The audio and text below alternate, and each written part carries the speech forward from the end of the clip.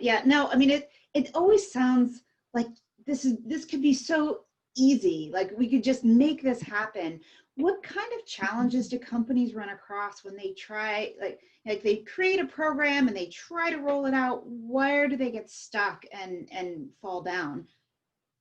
Yeah. Well, I think, clarity is a big issue. Clarity in terms of what is your like purpose, your overarching purpose, and the core values of your organization that you want to drive and guide and align among all of your people, So I think making sure that you have that clarity, and also that you really value it's critically important to have your purpose and values.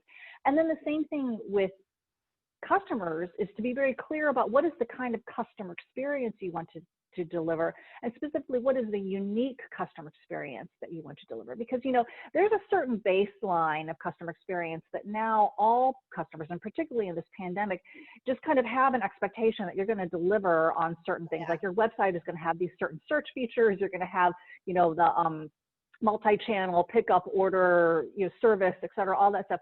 So it's like, how do you actually differentiate? What are the unique values and attributes and features and offerings that you're going to have in your customer experience that really differentiate your brand? And being very clear about that is so important, so that not only you are setting up the expectation for your customers, but you are actually then engaging your employees and delivering on that customer experience.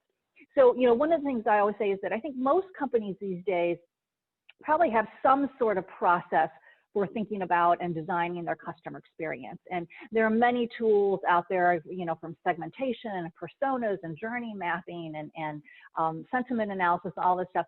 And you need to take all those tools and those methods and processes and apply them to your employee experience as well. So you want to design and manage an employee experience as deliberately and as intentionally as you do your customer experience.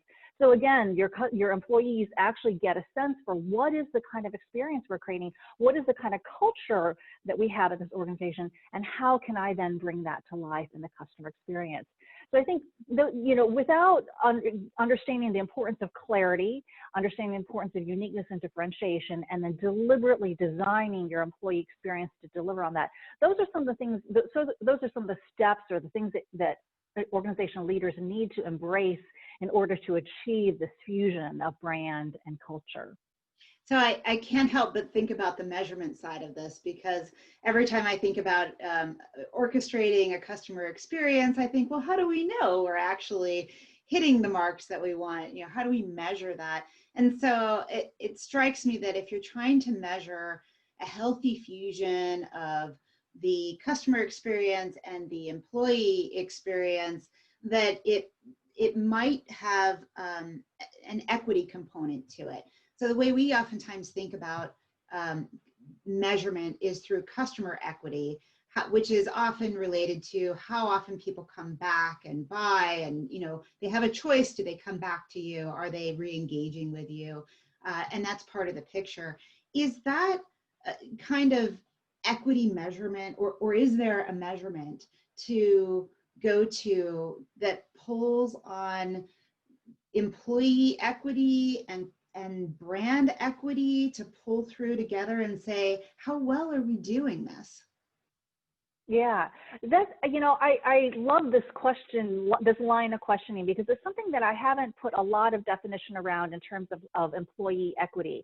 I mean, certainly from kind of a brand measurement standpoint, there are measures of employee brand engagement that you can implement. So you can get a really good sense. Do your employees understand what your brand stands for, how it's positioned, who your target customers are? Do they understand kind of the emotional connection that you're trying to create? And do they understand the differentiators and the uniqueness that you are trying to embody as a brand? So you can definitely measure, and you can and you should measure and track that kind of engagement, so that you really do get a sense for how well our employees engage and aligned with our brand.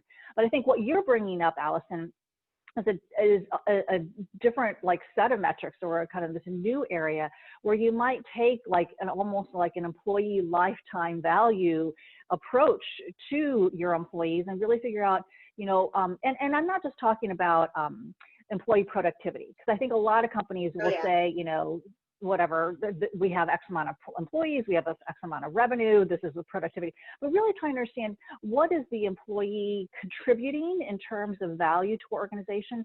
And then also, what is the equity, or what is the value that the company is contributing to the employee, so that we continue to retain our best talent, and that we are creating value for our employees that makes them not only want to stay with the company, but then create these great experiences. So I'm not sure exactly what that would look like, but I think it's a really interesting area to kind of probe and kind of say, is there a way that we can kind of quantify the value of an employee through their life cycle of employment, and the value of our company to that employee, for their own benefit?